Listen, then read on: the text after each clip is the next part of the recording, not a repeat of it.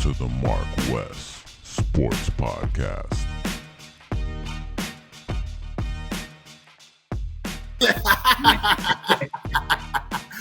But yeah, man, my bad. You know, the lightning just struck and the power went off at the crib. Had to wait for everything to turn back on. Of course. Oh shit! I need to fix the lighting. Does that mean there's a storm warning? Because you know when there's a storm warning, that means that a player's about to commit to Miami. Oh, come on, man. That's what happened. And piggybacking off what you said, man. You know, I know you heard about my dog JoJo. What's going on over here? And we signed a defensive tackle too, 4-star too. I mean, we haven't been talking about the Miami Heat, not Miami Hurricanes in a second because there's been so many transactions. I know you've been here and there and everywhere trying to, you know, get all these stories out. You feel me? But kind of like enlighten me because you know the biggest story I heard recently was JoJo. You feel what I'm saying? Yeah. And I'm like, that's a 5-star, 5-star. I seen 3 or 5 store on 3 or 5 Sports in Kings County, threw a whole bunch of clips on him once he committed. I'm like, oh my God.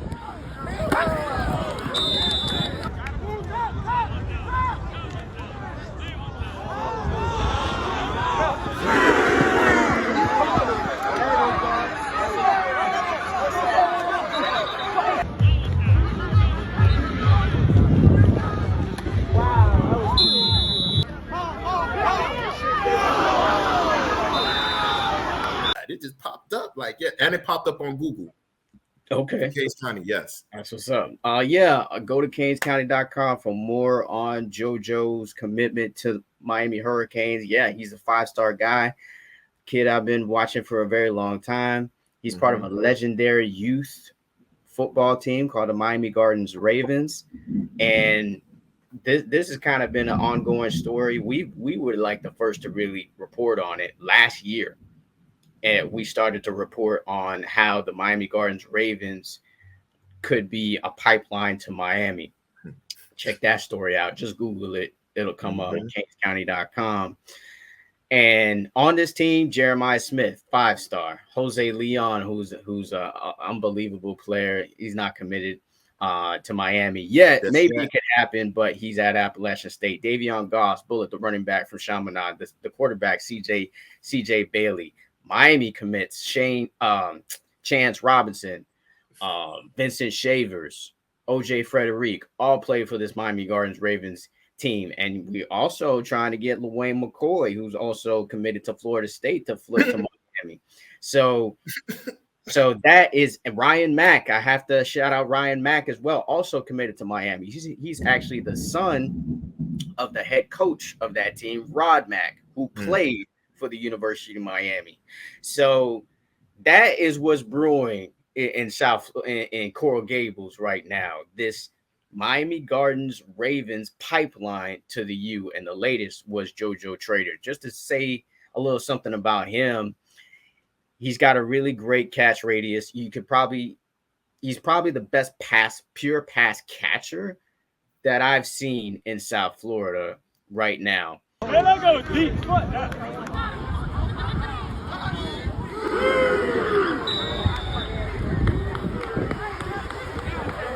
And that's saying a lot because Jeremiah Smith is his teammate at Chaminade Madonna.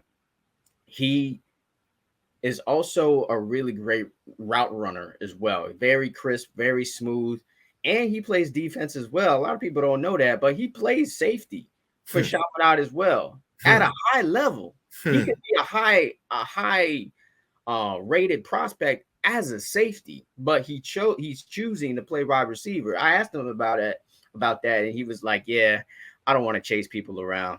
I'd rather people chase me." And I was like, "Okay, I respect it, because he's an outstanding receiver." The first time he played on defense was for Miami Central, because he also played for Miami Central as well.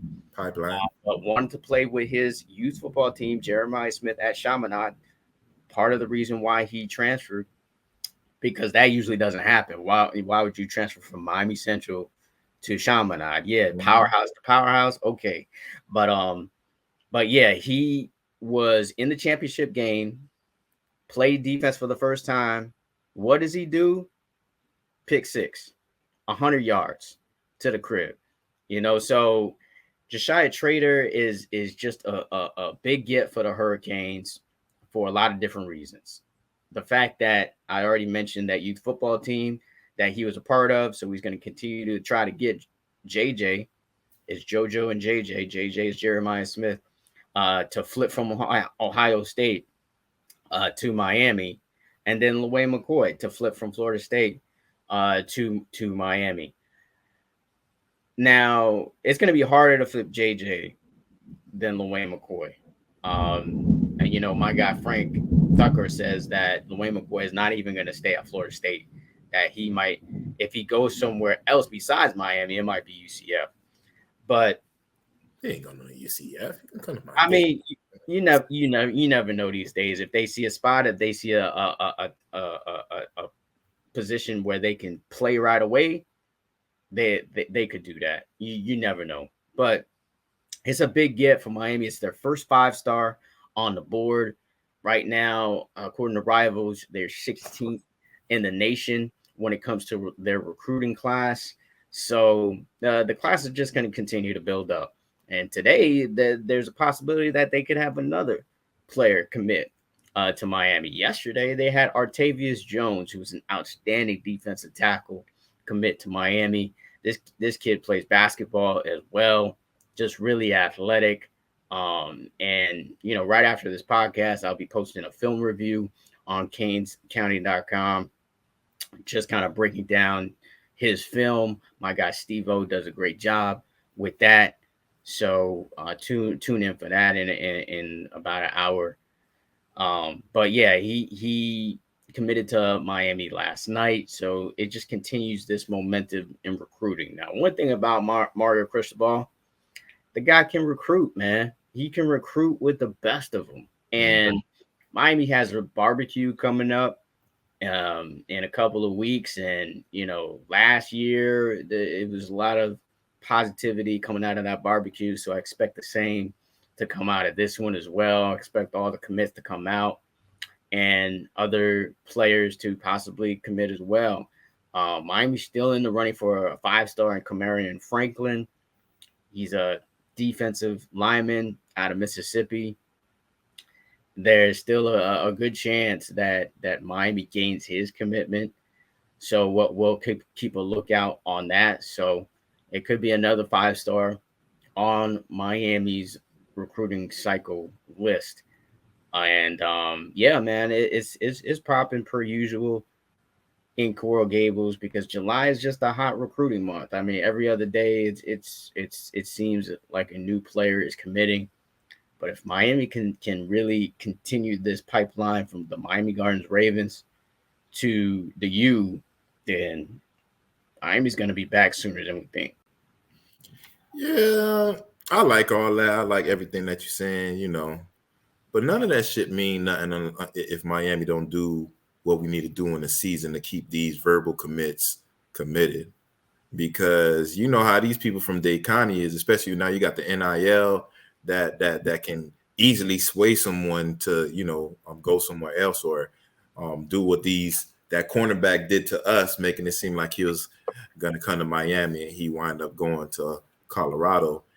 I think we really can benefit from all this. It can be sooner than later that Mario Cristobal go ahead and flip this shit, because definitely I need my Saturdays and sometime Thursdays to be great.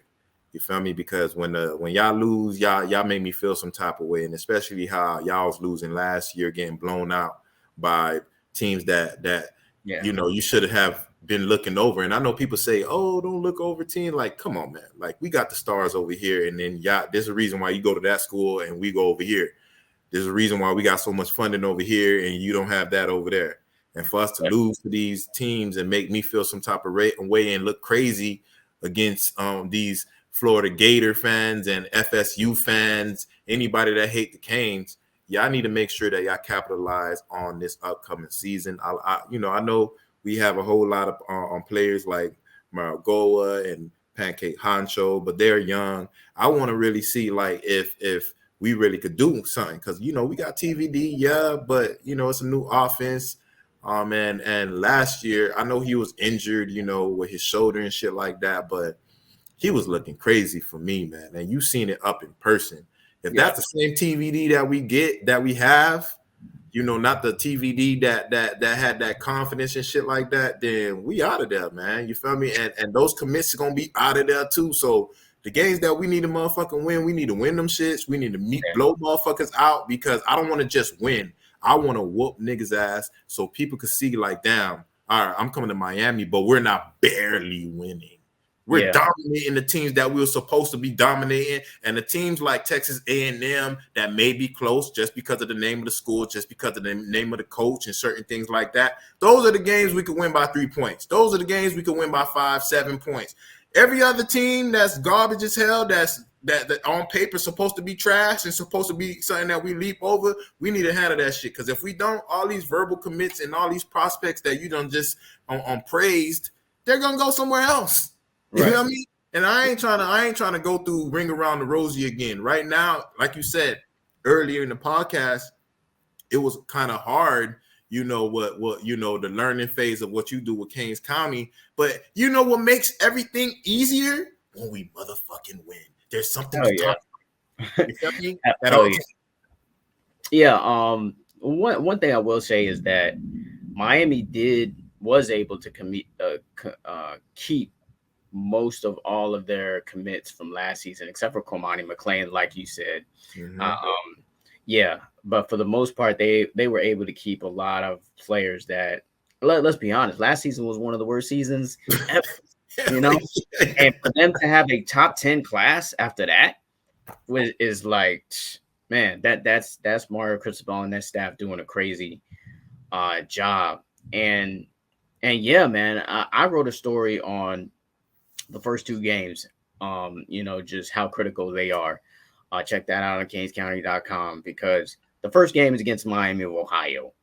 All right. This is a team is in the bottom 90, I believe. I think they're ranked 90th or 100th, by most metrics going into this season. And Miami's favored by 17 points to win the game. You know what I'm saying? I think anything less than a 2-touchdown win is a disappointment. Yes. If they win by a touchdown, that's a disappointment, especially when he was favored by 17. I'm giving you 3 points of grace by saying 2 touchdowns. So, in the next game, they are actually the underdog against Texas A&M. They are the underdog by 6 points. Good. So basically, we're just expecting you to win that game. So you can win that game by 1. We'll be happy. So yeah, man. It to your point, those 2 games are really going to set the tone for this entire season. It's really going to let us know, okay, we're on the right track. If they beat Miami of Ohio by 2 touchdowns, and if they win against Texas A&M, both games are at home, you know what I'm saying? So you're not on the road, and they're back-to-back at home, so there's no travel. You stay home, you locked in, you have every reason to win those 2 games. Once you win those 2 games, of course, you're going to beat Bethune the next game after that. And then you're going to go to Temple. If you beat Miami of Ohio, of course, you're going to beat Temple. And then you play Georgia Tech, which you actually whooped up on last season. One of the rare highlights of last season was whooping up on Georgia Tech. That's that Cam Kitchen's 3 interception game and 1 to the crib game. You have a good chance of starting 5-0. And if you start off 5-0, this city's gonna be on fire. You know what I'm saying? Miami loves the Hurricanes. The Hurricane, they probably like the Hurricanes more than the Dolphins. You know what I'm saying? Because they just expect more. Miami fans expect more from the Hurricanes, even though they've been average for the most part for the past 20 years. Miami fans still expect more from the Hurricanes. The Dolphins, you know what I'm saying? I think there's some expectations now because last season they made the playoffs. So I think the expectation is to make the playoffs again and to win a playoff game. But if that happens, we good. We good. You know what I'm saying? For the most part, because we know we building, Tua's getting better. You know what I'm saying? That's how we feel. But for the Hurricanes, for the talent that we have down here, for the fact that we got 5 stars like Josiah Trader down here in our backyard. Last year, Brandon Ennis. This year, Jeremiah Smith. You know what I'm saying? And it goes on and on. Jerry Jeudy, Amari Cooper, Teddy Bridgewater, Lamar Jackson. Like we got all of these players that were here and balled out, and a lot of them didn't go to Miami. You know what I'm saying? None of those players that I named, besides Trader right now, went to Miami. So that's why we expect more, because we see high level football all the time. You know what I'm saying? They're our neighbors. You know what I'm saying? They're our classmates. There are, co-workers' sons. Like these are players that continuously ball out, and on every level, youth, high school, college, and the NFL. So we expect good football from the Miami Hurricanes football program, especially since they've done it before. You know what I'm saying? They still lead the state in championships. You know what I'm saying? Florida State and Florida, they both got 3 each. You know what I'm saying? We still got 2 championships on them, and we've been pretty much mediocre for the last 20 years. So yeah, man, I think it's definitely heading in the right direction. But I'm with you, man. Like this next season is critical, and it all relies on Tyler Van Dyke, though, man. Tyler Van Dyke is going to be in situations, no matter the team, because you're going to be in a high pressure situation. You're going to be in a 3rd and long, and we're going to need you to make a throw, or we're going to need you to run for a first down. Or Shannon Dawson, new OC, we're going to need you to draw up something creative to get the first down, to get into the red zone and score, not fumble the ball away, not, big field goals. Yeah, kick field goals, although we got one of the best kickers in the nation. I don't want field goals, I want TDs. We don't want Andy Borregales being the highest scorer of this team. We don't want that. You know what I'm saying? Of course, we wish the best for him. That's my guy, Andy. But come on, we want to score touchdowns. We want this offense, air raid offense, to really ball out this season. So we'll see what happens. The defense, I'm not too much worried about. Francisco Malgoa, that boy stay healthy. We got a solid linebacker in the middle. And if you got Wesley Basaint on that other side, you're good to go, because he already was starting last season as a freshman. What's up with that deal on Popo? I think Popo Aguilar or something like that. Yeah, Popo Aguirre, he just got there, so he wasn't here in the spring.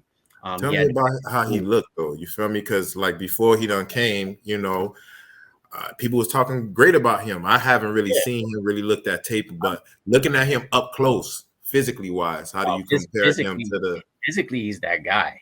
Okay. Physically, him and Marcellus Pulliam are those guys, bro. Okay. Even Bobby is that guy. Bobby took a huge Mr. Hit Stick. Yeah, Bobby took a huge jump in his senior year. He just filled out, and he's always been fast. Sometimes, he needs more direction, but he's gonna get that, on the college level.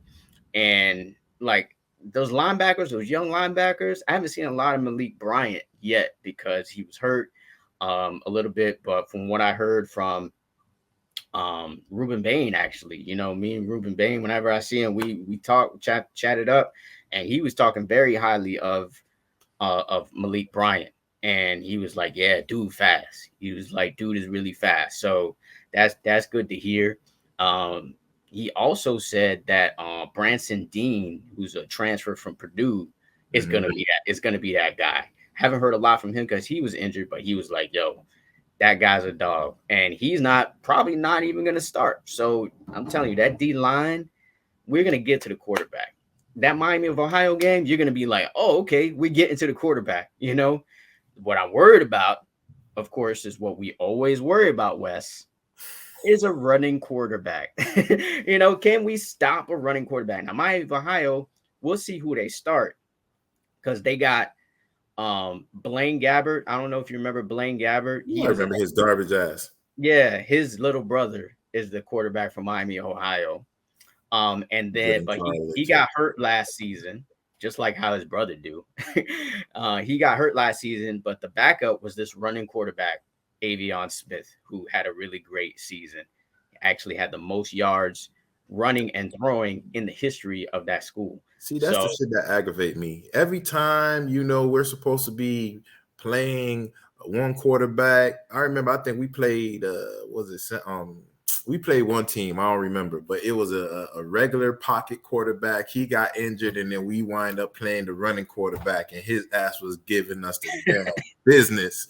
So me, I don't really want that guy to actually play. Find a way to injure yourself before we actually do play you. But again, that's that. You just, and me, still kind of being weary about, the running quarterback, even though it's a below average team. I ain't gonna say below average team. I mean, it's a team, but a team that we should be able to easily handle. It just shows you right now our confidence is not as great as it should be, because when we talking about the damn Canes, I'm trying to talk about the Canes like they were back in the G, where like we gonna mutt these boys. Oh, we want to bet too? Yeah, we gonna mutt that, and we gonna win bread too. But hey, it is what it is. Yeah. I mean, different sport, but it involves young players. I mean, if the light didn't, lightning didn't turn off my power, we probably would have spoke on it already. But did you see that NBA player? What's his name? Let me see if I can find his name. Jalen Green.